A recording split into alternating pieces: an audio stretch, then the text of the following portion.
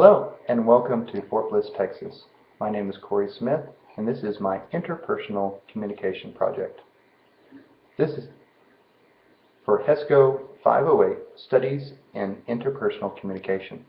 In this presentation, I will demonstrate my ability to appreciate an awareness of the needs and resources to compose and deliver an oral message to you, the audience, enlarging the conversation with my overarching goal of improving my interpersonal communication. Next slide.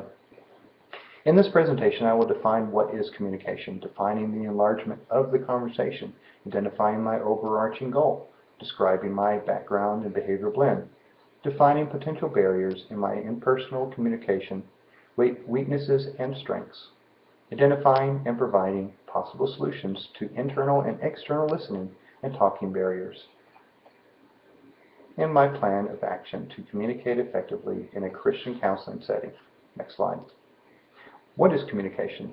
According to Stewart, interpersonal communication is the kind of communication that happens when the people involved talk and listen in ways that maximize the presence of the personal.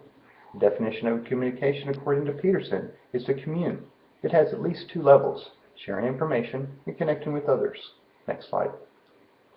How am I going to enlarge the conversation with my interpersonal arena? I have learned that almost everything we say and do is a direct reflection upon who we are, and therefore the outflow of these results defines the type of relationships we will have with other people. I have learned that the enlargement of the conversation is similar to the methods of interpersonal communication, and there are many factors that go into determining the type of communication, meaning, and skills developed in life. This is why it is vital to identify our weaknesses and strengths in communication in order to overcome the barriers. Next slide. My overarching goal is to communicate more effectively. I have learned that I need to listen to the opportunities of the still small voice as Elijah on the mountain. My challenge to myself is to respond with this bridge of communication by paying attention to the details of who I am when I am listening to another person. Next slide. My specific blend, according to Uniquely You, is ID and CSD. Who I am.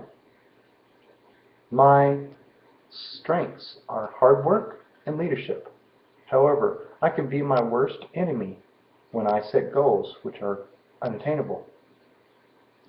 I have a strong ability to influence other people to accomplish goals. I'm a good follower and desire people to be direct and compliant. I seem to adapt to life, deal with my feelings, and not worry about the details by finding solutions to problems. I have a tendency to seek attention, recognition, and find fault due to being opinionated. My behavior blend impacts negatively on my interpersonal communication I have with other people when I focus on the task at hand instead of listening.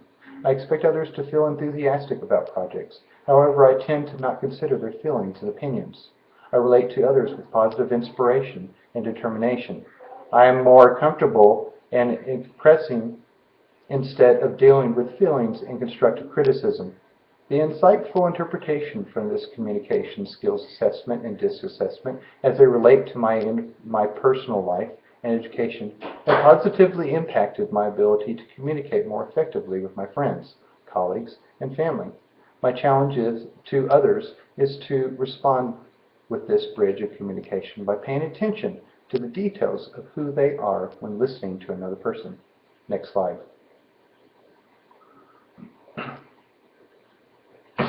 Defining potential barriers in my interpersonal communication, weaknesses and strengths. I am learning about my habits when listening and how to change them to improve my communication.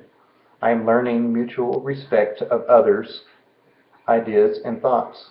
I learn to communicate without passing judgment or being passive. I am learning to make myself available to criticism. It takes time to become aware of these things people do and say that makes them who they are. And once you start to pick up on these, the level of connection increases and the quality of the conversation gets better. I believe that my skills as a communicator can be enhanced if I manage my expectations about control and imperfections. I need to learn to be sensitive when legitimately asking people about themselves from other cultures. Learning about Eastern culture norms is Very helpful. Talking with people from Eastern cultures with honor, respect, and in terms to communicate family and social group norms in a positive light helps my communication. I need to learn to be clear and engage others to ensure my message is interpreted in a way that it was intended. And I need to be more receptive to speaker's point of view by giving special attention to the detail of what is said. This will increase both of our interests in the conversation. Next slide.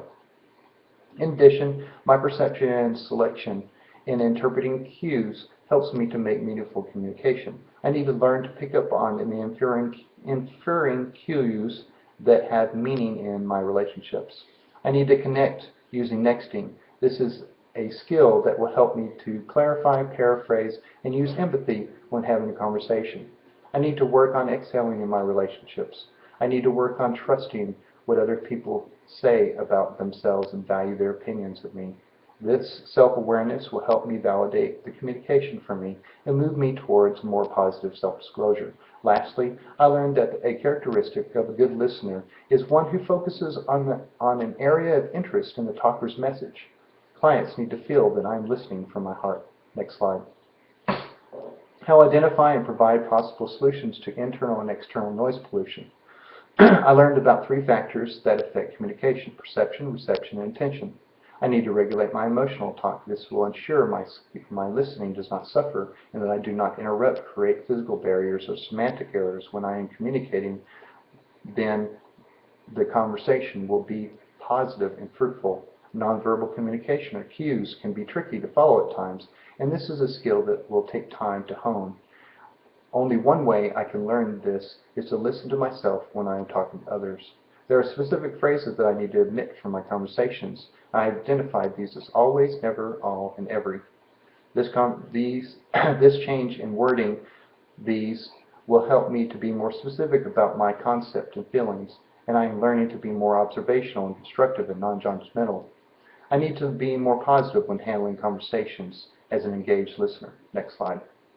In addition, I need to foster interactions without shutting the talker down with my reactions. I need to be a soundboard, not a problem solver.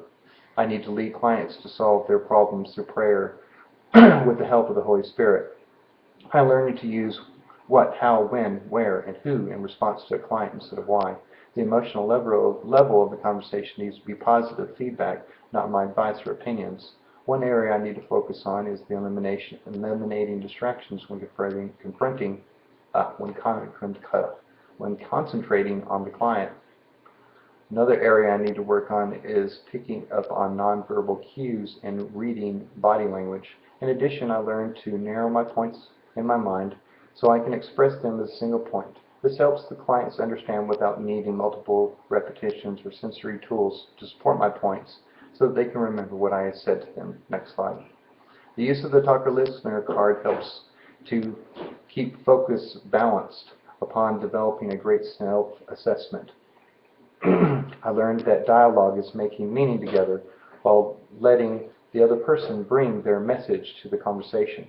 Communication is communion between people, making sure that they are okay and I am okay, which gives purpose and meaning in any relationship. I learned that it is okay to ask how a person feels without judging them or blaming them for not communicating. The next tool used is journaling. Journaling allows the client to express their thoughts and feelings outside the counseling session. This tool will help me to process what is taking place in the mind, heart, and life of the client. Lastly, I can create rules of engagement. This will ensure the client knows what is expected and can have some control over the part of the counseling session that will benefit them to move forward. Next slide. In addition, my plan of action to communicate effectively in a Christian counseling setting is to use interpersonal integration of religion and spirituality in therapy. Next, I plan to use prayer and counseling session before and after therapy. Then I plan to create a training program for secular professional counselors in using effective communication, integrating religion, spirituality, and counseling. In addition, I plan to instill dignity and respect of those religious and spiritual practices of the multicultural backgrounds of clients when communicating. Next, I plan to use a Christian worldview in counseling.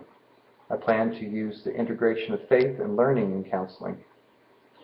This concludes my slide presentation. Thank you for your attention.